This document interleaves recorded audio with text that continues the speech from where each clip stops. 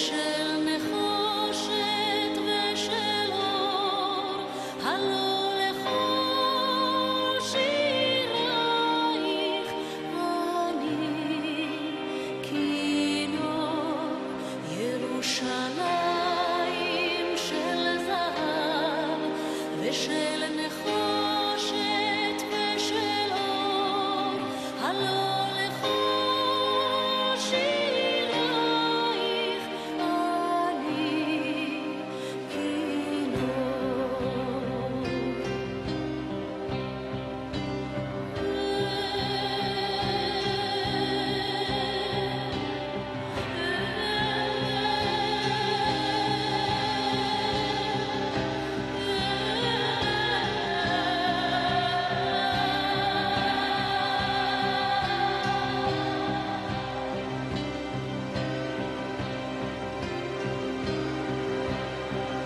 חזרנו אל בורות המים, לשוק ולכיכר. שופר קורא בהר הבית, בעיר העתיקה. ובמרות אשר בסלע, אלפי שמשות זורחות. ושוב נרד לים המלח בדרך יריחו. ירושלים של זהב ושל נחושת ושל אור, הלא לכל שירייך אני כינור. ירושלים של זהב ושל נחושת ושל אור, הלא לכל שירייך אני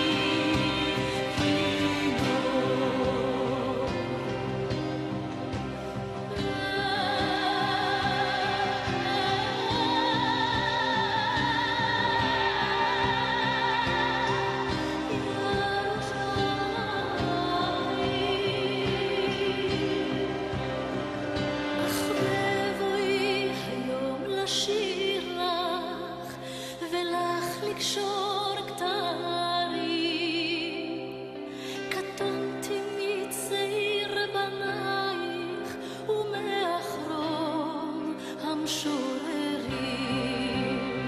כי שמך צורף את השפתיים כנשיקת צרף. אם אשכחך ירושלים אשר כולה זהב. ירושלים של זהב ושל נחושת ושל אור, הלא לכל שירייך אני כינור. ירושלים של זהב ושל נחושת ושל אור, הלא לכל שירייך אני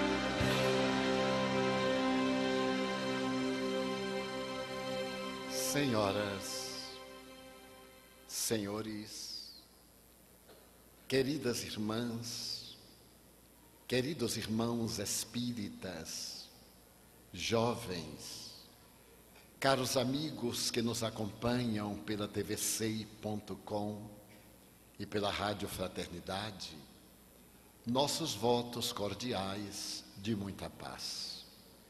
Optamos pela apresentação desse vídeo em nossa psicologia de gratidão à terra em que o homem incomparável nasceu, trazendo para a sociedade o código de ética que pode torná-la profundamente feliz.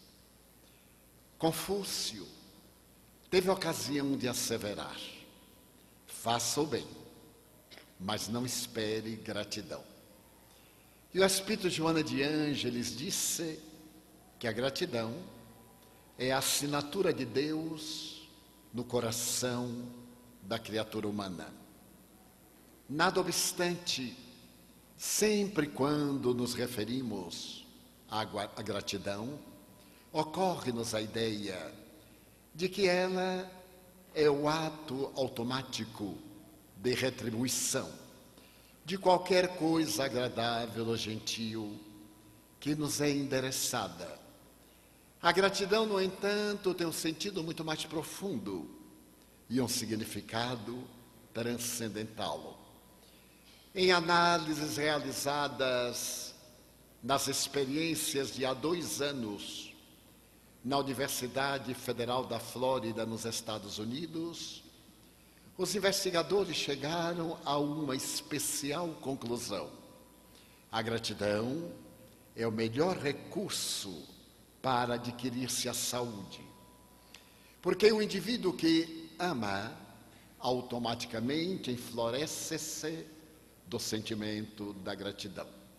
Por essa razão, a gratidão na atualidade tem sido muito confundida com a retribuição através das técnicas de comunicação nas mensagens virtuais. Mandamos presentes a este, retribuímos gestos de generosidade àqueles, enviamos uma mensagem de bom ânimo, sem nenhuma emoção. Estamos diante de atos eminentemente sociais, de respeito e de consideração.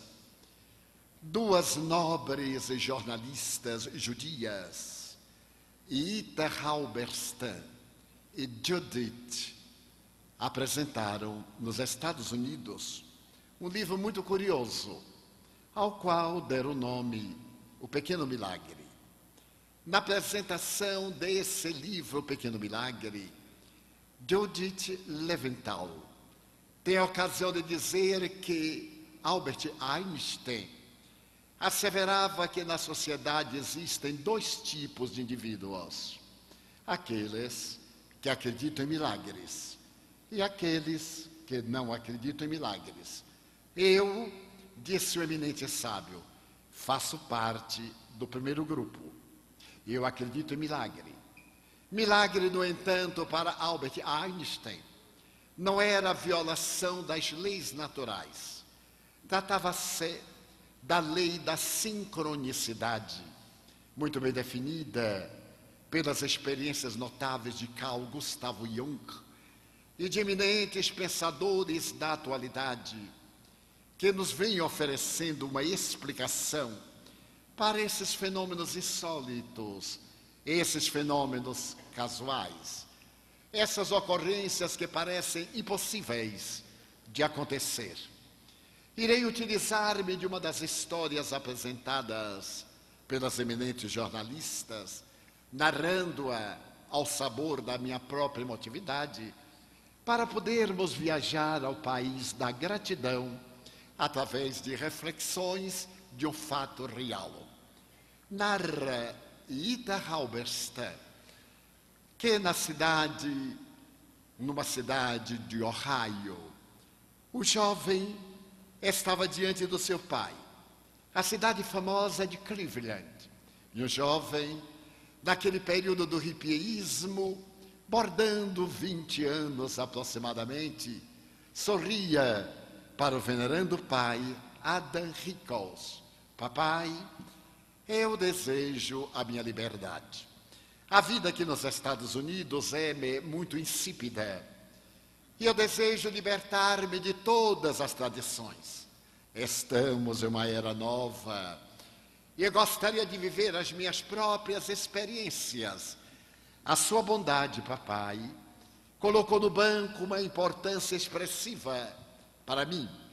Como eu completei a maioridade, poderei utilizá-la. Eu desejo viajar à Índia, a terra dos marajás, dos gurus. Desejo também viajar até o teto do mundo, para poder viver as experiências da mensagem da marihuana e as alegrias do estado alterado de consciência. E, ademais, eu gostaria de ser honesto com você. Eu odeio o judaísmo. O venerando Adams encostou-se à parede e empalideceu. Tratava-se de um homem venerando, judeu, sobrevivente do Holocausto, que esteve em vários campos de trabalhos forçados e de extermínio, inclusive Auschwitz. Com a voz pálida e trêmula, ele perguntou-lhe: meu filho, você então nos odeia, nós judeus? Não, papai. A você eu amo. Eu odeio o judaísmo. Não aguento mais essa pressão sobre mim. Desde o alimento, ao vestuário, à conduta.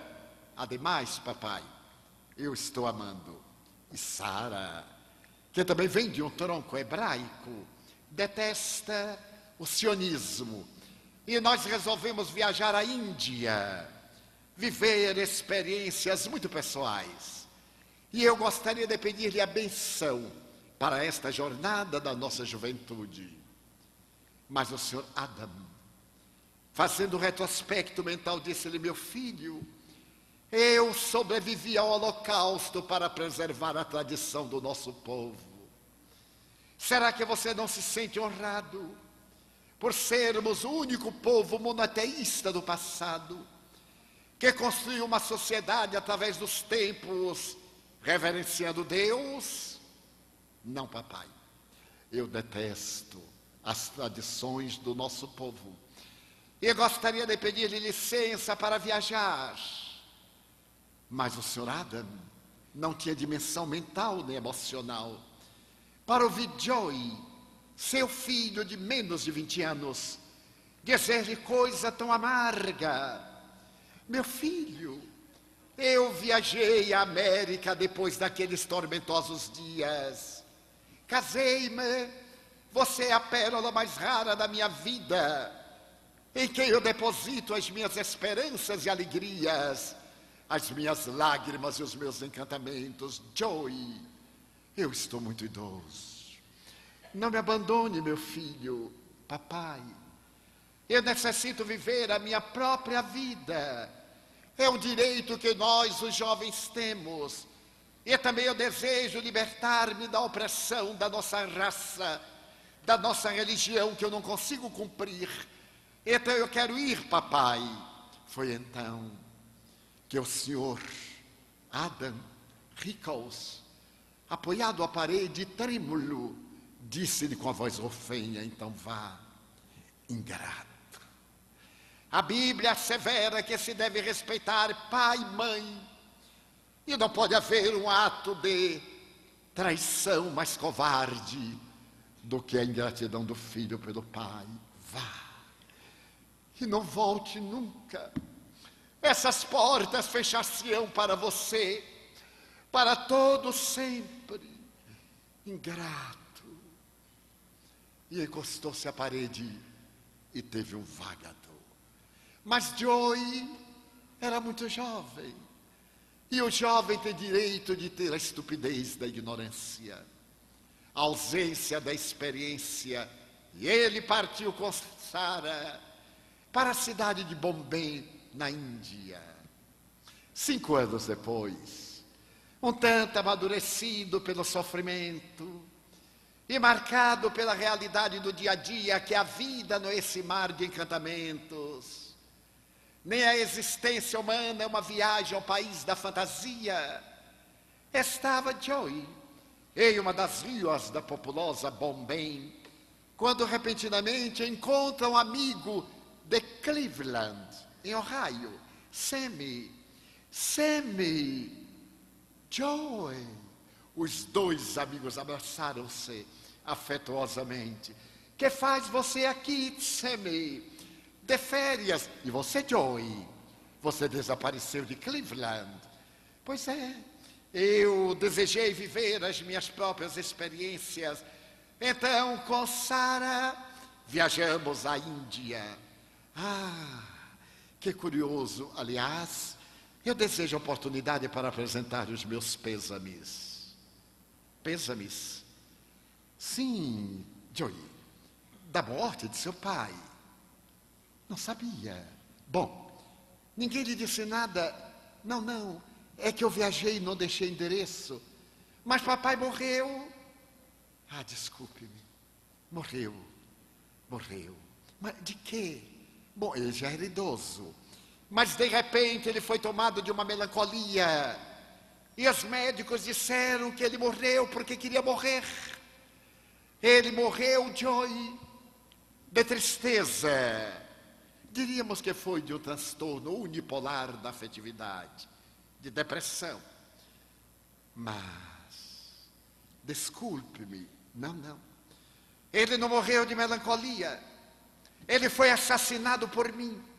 Fui eu quem o matou. Eu matei papai. Joey, eu matei papai. A ingratidão é um punhal que cravamos nas almas sensíveis que nos amam. Obrigado, Sammy. E correu para casa com as lágrimas aljofrando na comporta dos olhos. Chegando a casa, gritou: Sarah, eu matei papai. Que é isso, Joey? Acabo de saber que papai morreu há alguns meses. Mas, Joey, você enlouqueceu? Não. Sammy disse-me que depois que eu me fui, papai entrou num declínio, entristeceu-se. E que há um ano aproximadamente ele foi a Jerusalém e esteve no Muro das Lamentações. Depois que voltou, ele negou-se a alimentar-se. Ele recusou-se a viver e morreu apunhalado pela minha ingratidão. Joey, Sarah, eu tenho que me reabilitar. Eu tenho que arrancar do meu coração a culpa. Joey, e como você faria? Não sei. Visitando Israel. Não. Eu detesto Israel. Sarah, você ainda me ama a ponto de sacrificar-se? É lógico, Joey. Vamos a Israel. Eu tenho que ir a Jerusalém. Embora eu não ame a esse povo, eu tenho que ir ao Muro das Lamentações. Aquela parede triste de há mais de 5.000 anos. Sarah, Joey, Sarah. Uma semana depois, Joey e Sarah saltavam em Tel Aviv, a moderna capital de Israel. E de imediato, com a sacola sobre as costas, tomaram o ônibus e chegaram à veneranda e antiga Jerusalém. Nesse momento, agora interpreto eu, ele parecia telementalizado. O egrégio codificador da doutrina espírita, Allan Kardec, em O Livro dos Espíritos, interroga as entidades venerandas. Interferem os espíritos em nossas vidas. E eles redarguíram muito mais do que imaginais. De tal forma interferem, que são eles quase que nos dirigem. Então, a partir daquele momento, Joey Rickles parecia estar conduzido pelo pensamento transcendente de uma força telúrica da imortalidade. Porque, deambulando pelas ruas de Jerusalém, de repente estava ele no lado oeste da cidade, diante daquela muralha imensa de pedras, cujo peso oscila entre 10 e 20 toneladas. Ali é o que resta do primeiro templo de Jerusalém, erguido por Zorobabel, dos primórdios da construção da raça, mais tarde edificado por Salomão e embelezado, e depois de destruído por volta de 444, quando os persas libertaram os hebreus do jugo da Babilônia.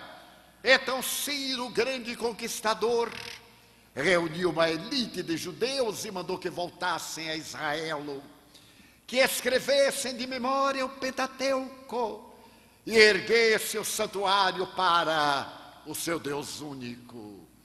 Este segundo templo se tornará mais tarde o mais notável edifício da humanidade em todos os tempos. Não é apenas uma construção. Ali em cima do Monte Sião, uma série de edifícios que se sucedem, entre átrios, pátios, edifícios e o santuário do Santo dos Santos, embelezado por Herodes o Grande, que havia mandado esculpir na parede de mármore negro uma macieira de ouro maciço. Era a glória de Israel. E certo dia, quando o homem de Nazaré se adentra para cumprir o dever da tradição e sai, Marcos 13, versículos 1 e seguintes, os discípulos modestos e deslumbrados dizem-lhe: Senhor, vede que pedras, vede que templo. E ele redarguia melancolia: em verdade vos digo, que não ficará pedra sobre pedra que não seja derrubada. Senhor, e atravessando o vale do Cedron, diante do jardim das oliveiras que contemplava o templo, eles acercaram-se e perguntaram-lhe: dize-nos quando sucederão essas coisas e como serão. E ele começa a recitar o sermão profético que se cumprirá mais tarde, quando Tito, o filho de Vespasiano, no ano 70, depois de 2 anos sitiando Jerusalém, invade a cidade, mata os judeus válidos, leva-os à escravidão e destrói o templo, incendiando e derrubando todas as pedras, ficando apenas aquelas do lado oeste que sustentam os alicerces da montanha. E desde então, do ano 70, quando tem a primeira diáspora hebraica, e de 150 depois da destruição de Judas Macabeus, e vem a segunda diáspora, aquela parede enorme é o Muro das Lamentações. E que o hebreu chegou ali nesses últimos milênios, quase 2, para lamentar a perda da pátria, para colocar nas frinchas da rocha, que as pedras são tão bem colocadas que uma lâmina de gilete não se pode adentrar, para chorar os seus mortos, a liberdade, o direito de vida. O Muro das Lamentações, Joey, está ali diante dele, trêmulo, guiado por uma estranha força, e diz: Sara, eis aí a tradição do nosso povo, o Muro das Lamentações. Abrindo parênteses, neste momento nós iremos construir em nossa mente o Muro da Gratidão, porque em nossa vida somente temos o de que agradecer. Mas Joey teria que lamentar a sua atitude insana, e porque Sara estivesse irredutível, ele acercou-se do pequeno portal de entrada para um pátio que cabe aproximadamente 20.000 pessoas e perguntou ao rabino: o que é que eu faço para entrar? Cobrir a cabeça. É judeu? Sim, judeu americano. Mas eu não tenho solidão. Pegue um jornal, dobre-o, cubra-se, para poder dirigir-se àquele cujo nome não se o pode pronunciar em vão. E agora Joey estava trêmulo, dobrou o jornal à marinheira, colocou na cabeça e acercou-se daquela parede de pedra calcária imensa. E todos que ali estavam ortodoxos e tradicionais, orando e movimentando a sé com as cordas do presídio da Babilônia, da escravidão do Egito, as marcas da tradição. Joey não sabia o que fazer. Então olhou para um jovem que lia a Torá e perguntou-lhe onde eu encontraria o livro sagrado. E o jovem perguntou-lhe, judeu, americano, pelo sotaque, ali naquela mesa, deixa um documento e ele lhe empresta a Torá. Então Joey acercou-se, pediu um dos livros sagrados da sua religião e do seu povo, recebeu-o com a capa negra, acercou-se e perguntou, e agora? Abra-o. E Yahvé irá conduzir a sua mão. E ele abriu trêmulo, e quando olhou, era o Salmo 23. O Senhor é o meu pastor, nada me faltará. Deitar-me faz em verdes pastos, guia-me mansamente a águas muito tranquilas. E mais adiante, mesmo que eu andasse pelo vale da sombra da morte, não temeria, porque o teu cajado me sustenta. Mas então foi dominado pelas lágrimas abundantes e chorou 5 anos de amargura e de arrependimento. O jovem tocou suavemente e perguntou-lhe, a sua dor é muito profunda? Sim, matei meu pai, um homem bom e justo, como matou pela ingratidão. Abandonei-o no crepúsculo e saí na barca da ilusão para buscar o prazer, e ele negou-se a viver. Veio a Jerusalém lamentar o filho ingrato, e quando voltou a Cleveland, no Ohio, era apenas um trapo. Então eu aqui estou para pedir perdão, lamentar o meu gesto. O que é que eu posso fazer? E o jovem lhe disse, veja, todos os interstícios estão compedidos, centenas, milhares, dezenas de milhares, não há o menor orifício. Os papéis estão descoloridos pelo tempo. Lamente, escreva algo. E deu-lhe um pedaço de papel, deu-lhe uma caneta, e ali no muro Joey escreveu, papai, perdoe-me, papai, eu era tão estúpido, eu não desejava feri-lo, eu amo o nosso povo, papai, perdoe-me, seu filho Joey, peça a Deus que me perdoe também. Dobrou e saiu procurando um lugar. Parecia hipnotizado, até que ele encontrou pequenino interstício e introduziu o seu pedido.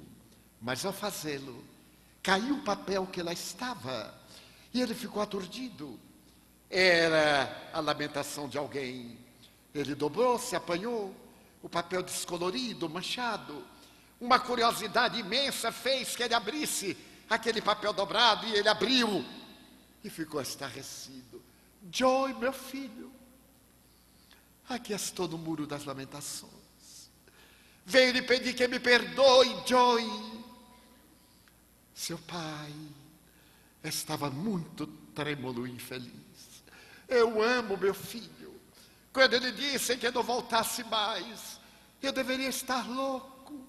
Perdoe-me, Joey. Você é o filho da entranha da minha alma. Eu aqui estou, meu filho, diante da evocação do santuário do nosso Deus, e lhe peço perdão, se algum dia você vier ao muro das lamentações, perdoe o seu velho pai. E estava escrito, Ada Ricos. Como ele poderia, no meio daquelas dezenas de milhares de papelitos, encontrar o que estava o seu pai? Ele pediu ao jovem, leia-o. E o jovem teve os olhos nublados de lágrimas. E o que é que você vai fazer, Joey? Não sei. Estou em Jerusalém, não sei. Não gostaria de ir para uma hospedagem de estudantes. Bem, eu estou com a minha namorada e não sei se ela gostaria. Vamos, Joey. Vamos. Você vai sentir-se bem. É uma hospedaria junto a uma sinagoga. Ele entregou a Torá, tirou o chapéu de jornal, saiu com lágrimas e risos. Sara, papai me perdoou. Veja, não me interessa, Joy. Eu detesto este povo. Sara, mas é a minha reabilitação. Eu pretendo ficar um pouco. Não eu, Joy. Eu não ficarei. Sara, não me pergunte se lhe amo. Você é realmente ingrato. Foi ingrato para seu pai. Traz-me aqui, engana-me. E certamente quer ficar e deseja que eu fique. E como eu não desejo ficar, você me vai abandonar. Sara, é você que... Não, Joy. Eu não ficarei. Então você tem que optar entre a sua culpa e a minha presença.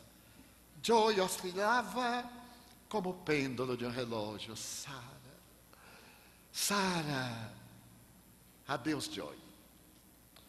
E perdeu-se na multidão.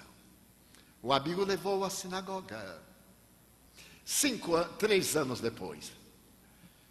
Ele agora era estudante do rabinato. E o seu mestre disse: Joy, dentro de um mês você será rabino ortodoxo. Excelente aluno. Exemplar seguidor da lei. Mas é necessário casar, Joy, para você poder pregar sobre a família. Porque o pai Abraão disse que a nossa raça deveria ter tantos filhos quantos grãos de areia das praias. E solteiro, Joy, na castidade, mas eu não amo ninguém. Só amei na minha vida Sara, Joy. A minha mulher é uma grande casadora. Qual é a mulher que não é uma grande casadora? Joy, a minha mulher já tem para você uma namorada. Eu falei-lhe da sua psicologia e acertamos. Ela adora casar os sacerdotes. Toda mulher adora sacrificar os homens. É universal. Então, se você for à minha casa na sexta-feira, antes do sábado, das 18 horas, a minha mulher lhe apresentará a sua futura noiva. Vá tomar um chá conosco às 14 horas. E você verá que ela vai lhe apresentar a mulher ideal. Mas eu não a amo. De começo. Vocês do Ocidente têm essa coisa de amar primeiro. Mas aqui entre nós o dever de procriar nos leva ao amor, ao respeito, à veneração pela mulher. Certo, Joy? Bem, se é condição sine qua non para tornar-me rabino, casar-me, eu farei o sacrifício. E na sexta-feira, às 14 horas, Joy estava na residência agradável do rabino. Quando chegou a senhora casadora, abraçou, sorriu e disse: Deus meu, a namorada que eu arranjei para você é exatamente a sua alma gêmea. Joy meneou a cabeça. E a semelhança do cordeiro que marcha para o matadouro. Ela o levou pelos braços. E ali estavam as mulheres que ficam separadas dos homens. Estavam conversando. Aliás, discutindo. Aliás, pedindo à mulher que cale a boca, é mesmo que pedir aos céus que não chovam mais. Estavam agitadas, conversando, e todas diziam: você agora já tem seu noivo. E a outra canhestra defendia-se. Quando então a esposa do rabino tocou o ombro de uma jovem e disse: aqui está o seu noivo. E ela voltou-se: Sara, Joy, o que é que você está fazendo com essa indumentária de palhaço rabino?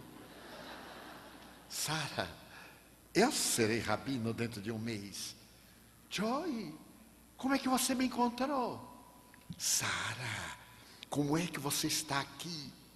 Bem, você sabe como são as mulheres. Eu lhe dei todas aquelas respostas, mas era coisa de mulher, era só da boca para fora. Era para lhe ofender, lhe magoar. Mas não consegui nada. Então, já que eu estava aqui, eu optei, bem, eu vou aprender o hebraico. É mais uma língua. E já que eu estou aqui, eu vou estudar a tradição deste povo. Ora, já que eu sou judia, eu vou ver o que é que este povo tem de especial. E então fui trazida aqui à escola das futuras esposas de rabinos, porque talvez eu encontrasse alguém digno de mim, porque o meu ex-namorado não tinha dignidade nenhuma. Porque a mulher é assim, é muito sutil. Ela perdoa, mas não esquece nunca. E então Joey olhou-a e anuiu em casar-se. Logo depois, casaram-se.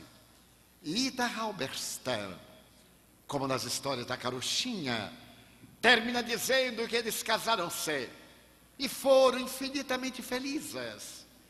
Porém, o que é belo nesta história da ingratidão é a psicologia da gratidão. Ninguém pode ser feliz carregando uma culpa.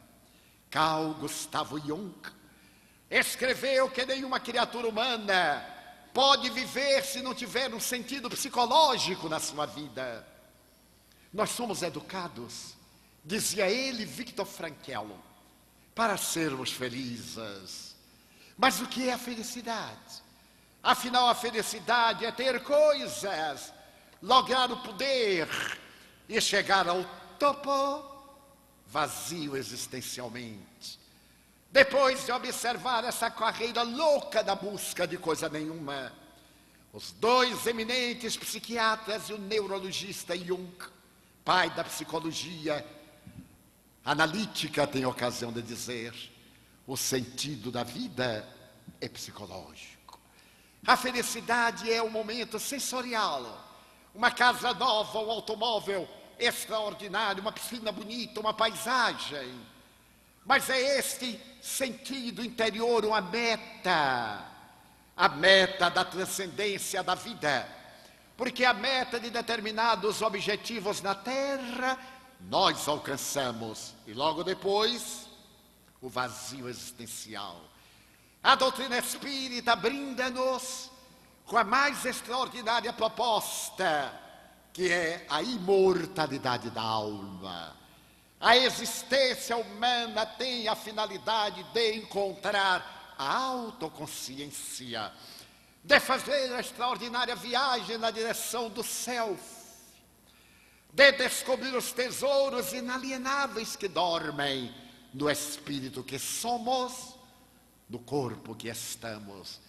Então é necessário que nossa busca seja toda ela feita do sentimento de amor gratulatório.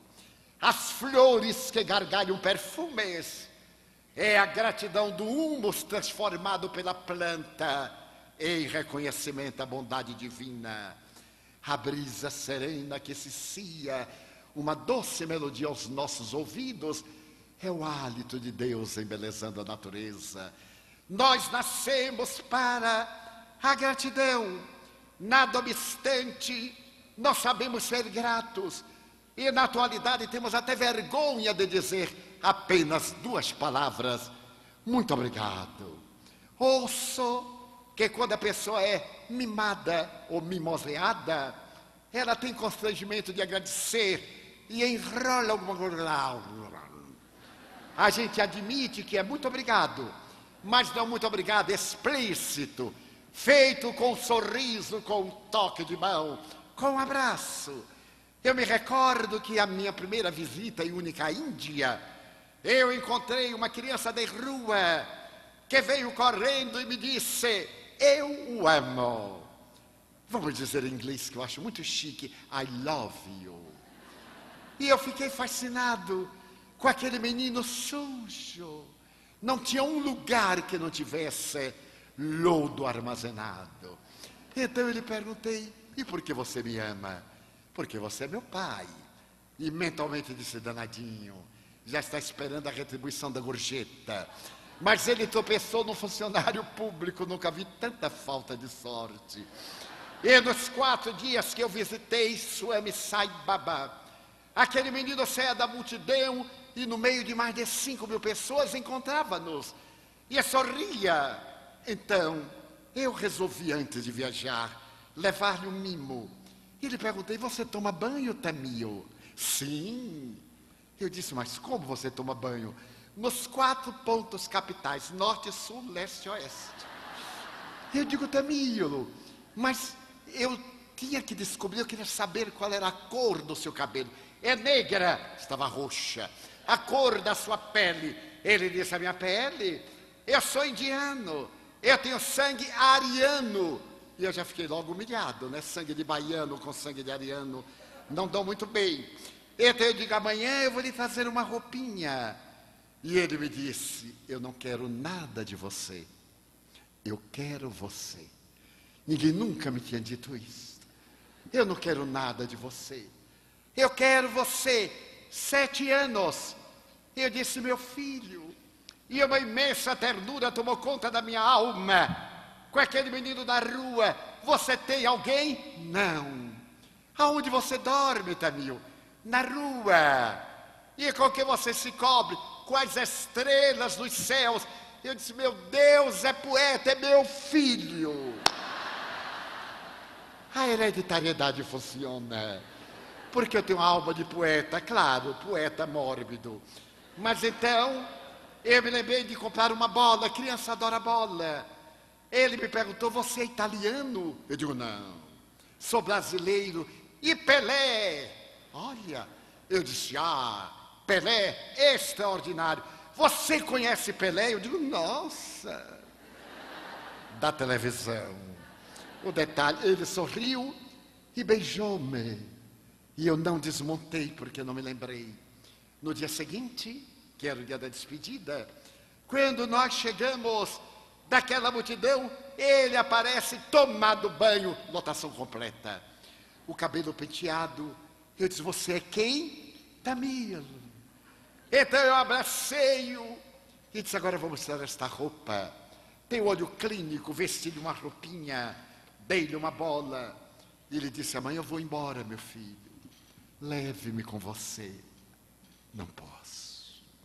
As leis não permitem, Tamir. Mas você um dia manda me buscar. Não posso, meu filho. O que eu tenho de melhor na minha vida, eu vou dar-lhe. Abri a pasta, tirei o Evangelho segundo o Espiritismo, traduzido ao inglês, e fiz uma dedicatória, coloquei o meu endereço. Se algum dia você tiver um sofrimento na sua vida, entre em contato comigo. Eu não poderei buscar, eu não tenho nada, mas eu tenho amigos. O segundo maior tesouro da vida, depois do amor, são amigos, que vale mais do que tudo. E eu intercederei junto aos meus amigos para ajudar no seu problema. Tome, meu filho.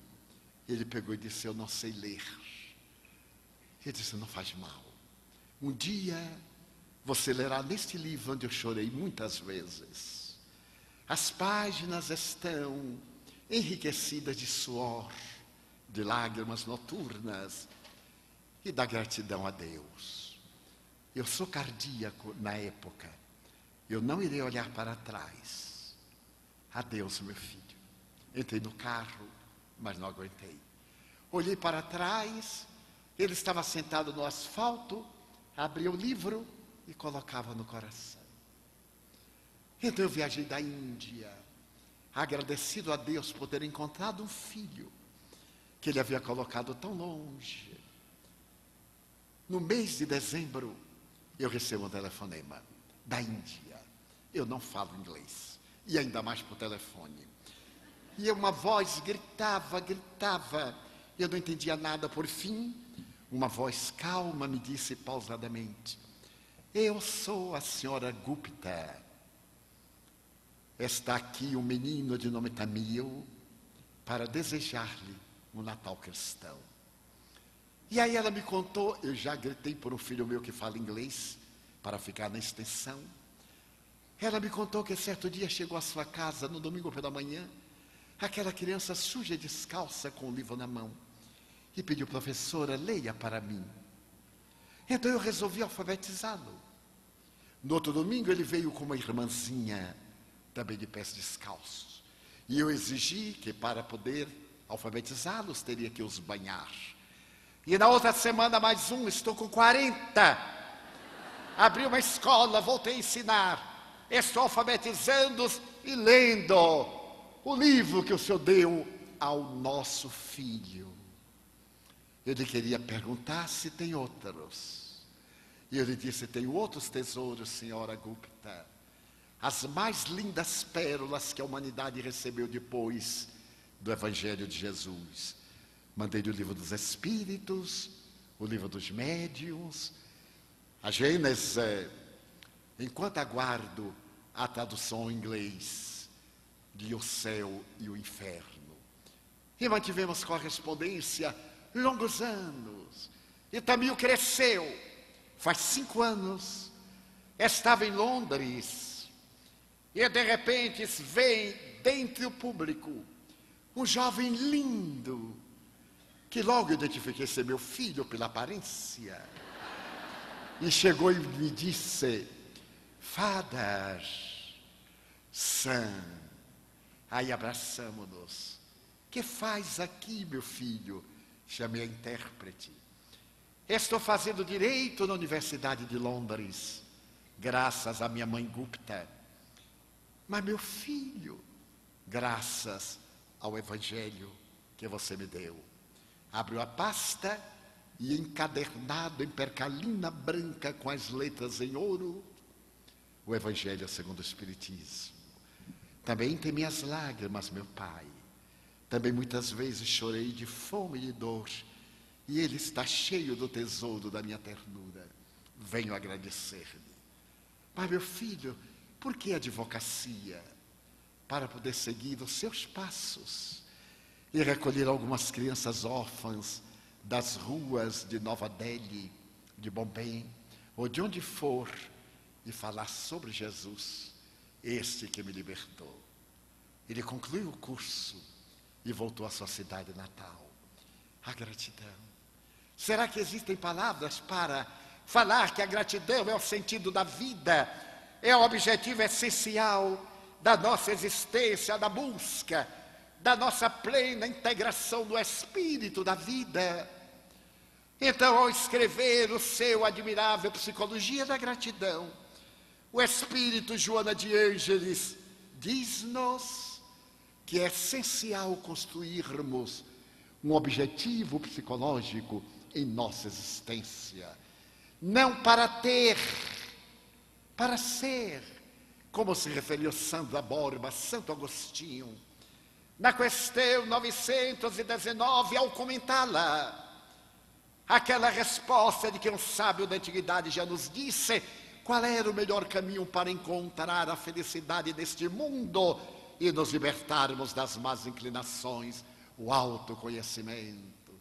Então fazei como eu quando estava na terra. Diariamente, ao reclinar-me sobre o leito, fazia o exame de consciência. E quando a consciência me acusava de haver negligenciado ou errado durante o dia, no imediato procurava reabilitar-me. E quando havia sido bem sucedido, continuava. É a resposta do apóstolo de Hipona, esse notável pensador que nos oferece no Evangelho segundo o Espiritismo e na obra kardeciana as páginas venerandas da dúlcida figura de Jesus. Mas será que nós somos gratos à vida? Respiremos sem dar-nos conta. Nosso sistema nervoso automático está funcionando e sequer nos damos conta do trabalho que ele realiza neste organismo de 100 trilhões de células, em cuja corrente sanguínea, em cada segundo morrem 30 milhões de hemácias. E nascem 30 milhões de hemácias da nossa medula óssea, mantendo o equilíbrio da vida. E olvidamos de agradecer. Por qualquer coisa rebelamos-nos. Por qualquer coisa maldizemos o corpo. Por qualquer coisa desejamos extinguir-lhe a vitalidade, ceifar-lhe a existência. A gratidão é esse sentimento de amor que nos propõe ser reconhecidos pela oportunidade de existir. Diariamente, quando eu abro a janela da mansão do caminho e vejo a bênção do sol, eu digo: meu Deus, Muito obrigado, porque ainda estou no corpo. Ainda tenho tempo de reparar os meus erros e de recomeçar pela milionésima vez a experiência evolutiva que não foi bem sucedida até aqui. Então, sermos gratos, apresenta Joana de Ângeles, pela honra de existir e buscar o amadurecimento psicológico, porque o homem e a mulher psicologicamente maduros são aqueles que sentem e nutrem o sentimento da gratidão.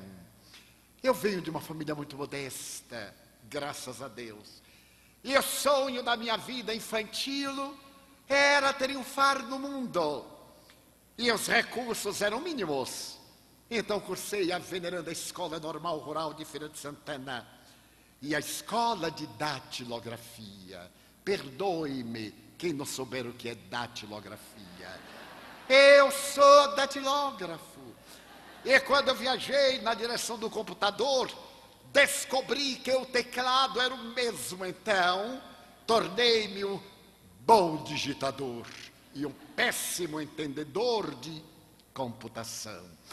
Mas tudo isso teve um momento culminante, sem querer fazer autobiografia.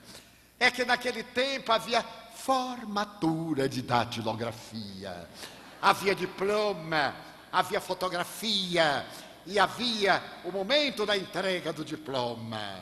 E eu só me formei porque a escola era de uma prima minha, então eu tive o curso gratuito e me revelei um bom datilógrafo. Como dizem na minha terra, um bom tilógrafo eu consegui tornar-me. Mas no dia da formatura eu não podia ir, porque não tinha roupa. Ainda usava calça curta, apesar de já ser um pouco avantajado. Porque lá em casa, uma família de 13 irmãos, 8 homens, eu era o último. E eu ia herdando pela tradição livro, roupa. E quando a roupa chegava em mim, era o último modelo. Tinha tanto remendo que eu não sabia qual era o tecido original. Porque minha mãe era uma especialista, como aquela senhora pintora que foi transformada em costureira. Minha mãe era uma especialista. E então, a minha veste estava um tanto quanto ultrapassada para a formatura. E ela ficou muito triste, como também eu. Mas nas cidades do interior, um lugar de conversa é o muro. As vizinhas conversavam antigamente pelo muro. E como em cidade do interior, ninguém se interessa pela vida alheia. Sabia-se de tudo de todas as pessoas. E todo mundo sabia que eu ia me formar em datilografia, mas não podia ir. E sabiam também por que eu não podia ir. Então a vizinha perguntou: Dona Ana, não vai se formar? Quer dizer, formar-se vai, mas ele vai receber o diploma depois, não no dia da festa. Mas por que não, Dona Ana? Bem, porque isto é porque exigem calça comprida, essas coisas, não sabe? E nós não estamos em condição. E a vizinha disse: Dona Ana, resolvido o problema. Meu marido, que tem mais ou menos o corpo do Di, acaba de mandar um costureiro fazer uma roupa para ele, que chegou ontem à tarde. E eu estive olhando para o corpo do meu marido, para o corpo do Di. É só uma questão de um ajuste aqui, outro ajuste ali. Foi buscar e deu por cima do muro a roupa embrulhada em papel verde. Então minha mãe desembrulhou, pegou uma lâmina de alfinetes, eu vesti, ela apertou um pouquinho atrás, botou 3 alfinetes, deu uma dobradinha, botou também um alfinete, e aqui na cintura, e na calça. E é quando foi às 20 horas, eu estava com a roupa do senhor Severino, alfinetado até o perispírito. Mas recebi o diploma, e a minha prima, efusivamente, veio me dar um abraço. E quando ela me deu um abraço, de meus uai! Eu perguntei o que foi. Ela disse: o que é que você tem? E eu disse: alfinetes. Sobrevivi. Voltei para casa, formado, com diploma desse tamanho. Fotografia. E minha mãe desalfinetou a roupa, passou a ferro, dobrou-a E no dia seguinte, pela manhã, Dona Almerinda. E veio a senhora, Dona Ana. Eu não lhe conto a tragédia que vivi na noite passada. Qual tragédia, Dona Almerinda? É que meu marido havia mandado fazer aquela roupa para um casamento que ele ia ser padrinho ontem à noite. E ele veio do escritório, tomou banho. Almerinda, a roupa. Qual roupa?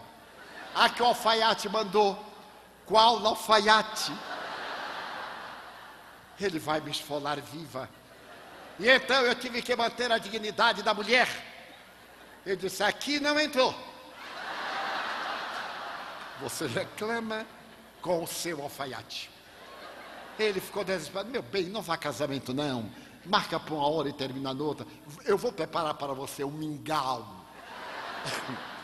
Porque homem adora mingau. Eu não sei porquê. E então consegui, não havia televisão naquele tempo, liguei o rádio. Ele viu o repórter Esso. Foi deitar. E agora, o que será de mim? Mas eu tive uma ideia. Quando eu chegar meio-dia, eu digo assim, meu bem, me perdoe. É que a empregada recebeu, a empregada que tem que pagar o pato. Eu coloquei no quarto e dobrei o edredom que cobria a cama e coloquei em cima e não vi. Você me perdoa? Claro que todo mundo se perdoou. Eu fui salvo, ela foi salva e ele usou a roupa em outra efeméride. Mas o meu sentimento de gratidão por Dona Almerinda durou 45 anos. Todo mês ele fazia uma carta. Viajava e lhe mandava um cartão postal. Porque aquele anjo proporcionou-me um dos momentos venturosos da minha modesta existência carnal. Aquela grandeza de alma. E muitas vezes, quando eu soube que ela estava já ultimando, eu me encontrava distante. Pedi a Deus que Ele prolongasse a existência para poder chegar até ela e beijar-lhe as mãos no momento da partida para a espiritualidade.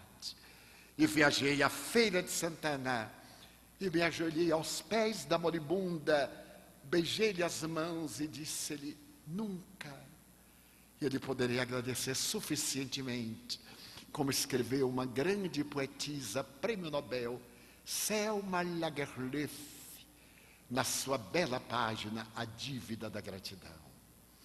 Ela sorriu e me disse, você, Di, é o filho que eu e Severino gostaríamos de ter tido e não tivemos. E viajou para a espiritualidade. E hoje, nos últimos 15 anos, é um dos anjos protetores das minhas noites insônias e dos meus dias de busca de Jesus. A gratidão. Mas há outros sentimentos, porque a gratidão tem o milagre de multiplicar-se, como também a ingratidão.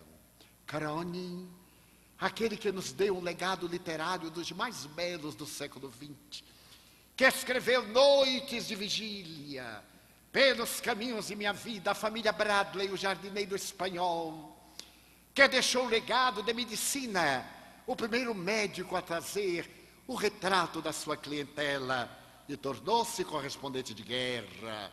Recebeu vários prêmios Pulitzer da literatura norte-americana. Conta que certo dia ele viajava para a Inglaterra, saindo dos Estados Unidos, e pegou um táxi pela manhã, muito cedo, que o levou de Manhattan ao aeroporto Kennedy. Mas o chofer estava revoltado. Ele murmurava amargura e de quando em quando dizia uma praga. Então Cronin, o excelente periodista, perguntou-lhe, por que você está tão contrariado, tão cedo? E ele disse, por causa de um ingrato. O senhor imagina que o meu primeiro cliente destruiu o meu dia e matou os meus sentimentos de generosidade. Eu peguei aqui em Manhattan e levei-o ao Kennedy. Ele me disse que viajava à Ásia. E então falou qual era a companhia. Eu acelerei, deixei-o à porta do Kennedy. no terminal correspondente. Ele pagou B. E quando eu voltava a meio caminho, eu vi pelo retrovisor que ele havia esquecido a pasta de documentos no banco de trás. Parei no acostamento. Peguei a pasta. Havia $10.000 em moeda. Havia o seu passaporte, documentos. Fiz a volta. Retornei acelerado, deixei o carro no parking. Saí correndo, ainda o encontrei e gritei: Senhor! E entreguei-lhe a pasta. Ele me olhou estranho, como se eu houvesse furtado. Ele estava no banco de trás. Foi ele quem esqueceu. Ele não me disse uma palavra. Não me disse sequer obrigado. Olhou-me, fechou o rosto e saiu. E eu nunca mais entregarei nada que alguém haja esquecido aqui no carro. Ele matou o meu sentimento. Eu não queria que ele fosse muito grato a mim. Mas $10.000, eu poderia ter ficado com essa importância. Ele jamais saberia, porque ele não sabia qual foi o táxi que pegou. Pegou na rua. Ingrato, porque eu fiz a volta. Eu trabalho para uma empresa, tenho que pagar a gasolina, paguei o estacionamento. Para ajudar esse ingrato, eu nunca mais serei gentil com ninguém. E Crone lhe disse: mas ele é uma exceção. Não pense nunca mais. Chegaram ao Kennedy, o notável jornalista, que foi condecorado pela coroa britânica, pagou-lhe a jornada e entregou-lhe um envelope dizendo-lhe: em nome do ingrato, aqui está o testemunho de que o mundo não é feito apenas de pessoas más. Os ingratos são minoria para poder pagar a gasolina, o parking e para tornar o seu dia mais agradável. Muito obrigado, um velho amigo. Correu e pegou o avião. A ingratidão tem esse tremendo tóxico que envenena e felicita a criatura humana. Nós nascemos para bendizer a vida. A doutrina espírita veio nos ensinar que cada amanhecer é uma era nova. Cada despertar de um dia é uma oportunidade de redenção, ou de construção, de reeducação, ou de iluminação. E não podemos postergar a nossa iluminação interior. É necessário que permaneçamos voltados para o bem, e que nesse amanhecer da era nova, sejamos gratos à vida, nas expressões mais variadas em que se nos apresente como verdadeira dádiva de Deus. Porque a função da inteligência não é apenas retribuir, é também enternecer. É por esta razão que o Pai Nosso é a prece mais completa que a humanidade jamais recebeu. Porque ela é constituída de 3 verbos: louvar, pedir e agradecer. Pai nosso que estais nos céus, santificado seja o vosso nome. É o hino de louvor. E logo depois, o pão de cada dia, dai-nos hoje. E por fim, o nosso que assim seja. É necessário que possamos transformar a nossa vida no hino de gratidão. Porque durante a guerra do Vietnã, o jovem aeronauta foi vítima, enquanto sobrevoava o terreno Vietcong, de um míssil teleguiado com uma ogiva nuclear que ele despedaçou o avião e ele ejetou a poltrona e teve a sua vida salva pelo paraquedas.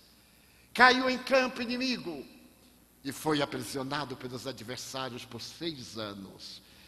Esteve no presídio perverso, insalubre, com água até os joelhos. E quando foi firmada a paz, ele voltou à América como um verdadeiro herói.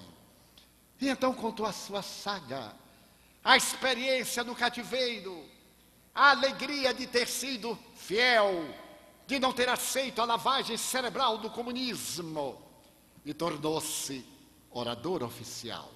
Certo dia, depois de uma conferência muito bem remunerada, narrando seu gesto heróico, ele bebericava no bar do hotel em que se hospedava, quando um homem o olhou longamente.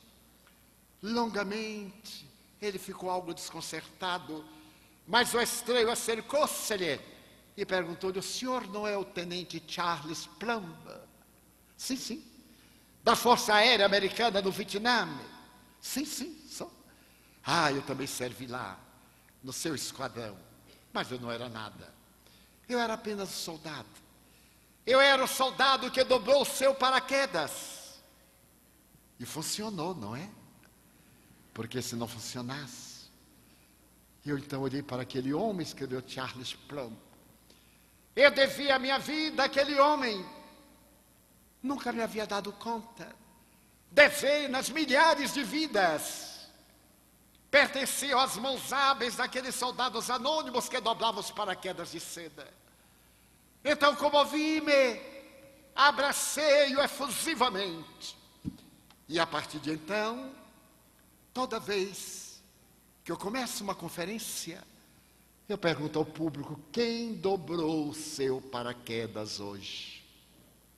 Alguém dobrou o seu paraquedas hoje. Alguém foi útil no seu amanhecer de hoje.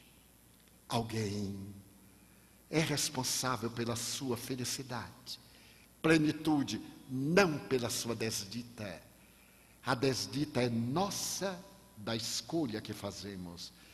Então, em nome da psicologia da gratidão, em gratidão à doutrina que Allan Kardec nos trouxe, repetindo o cristianismo de Jesus, eu gostaria de deixar essa interrogação: quem dobrou o seu paraquedas hoje? A fim de podermos dizer: meu Deus, eu gostaria de dizer-te quanto sou grato à vida.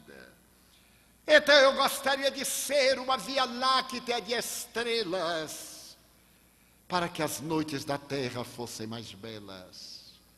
Mas na minha pequenez, eu te digo desta vez, já que eu não posso ser um sendal de astros, deixa-me ser um pirilampo na noite escura, derramando claridade na eterna e dolorosa amargura. Eu desejaria ser qual a chuva generosa que caísse sobre a terra porosa e reverdecesse o chão. Mas se eu não lograr, eu te quero rogar para ser um copo com água fria, matando a sede e a agonia de alguém na desesperação.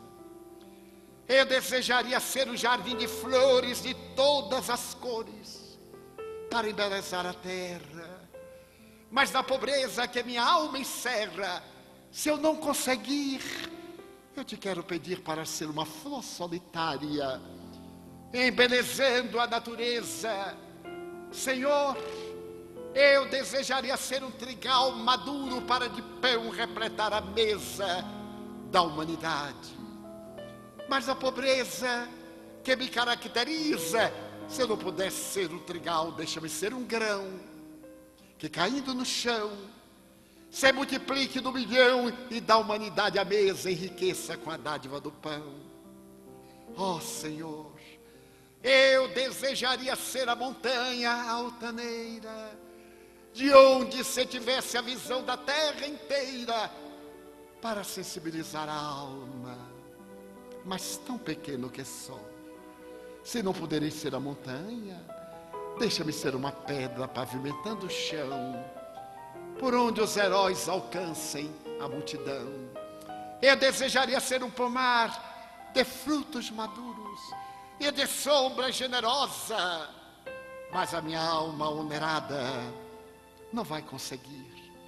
Então eu te quero pedir para ser uma árvore, distendendo sombra, ou pelo menos permite-me ficar à sombra de uma árvore na estrada, para que alguém, quando passar pelo meu caminho, ele diga de mansinho: olá, aonde vais? E se ele me inquirir, quem és tu? Ele possa repetir, sou teu irmão. Dá-me tua mão, sou teu amigo, irei contigo, e lado a lado eu possa dizer, Senhor, eu desejaria ser um poeta, esteta, orador, declamador, cientista, para cantar a glória da tua mensagem, mas falta-me o éstero, a magia, a beleza, a poesia. E porque nada sou, por gratidão, deixa-me dizer-te então, obrigado porque eu nasci, obrigado porque eu creio em ti, pelo teu amor, obrigado, Senhor, pela sua atenção, muito obrigado, senhores.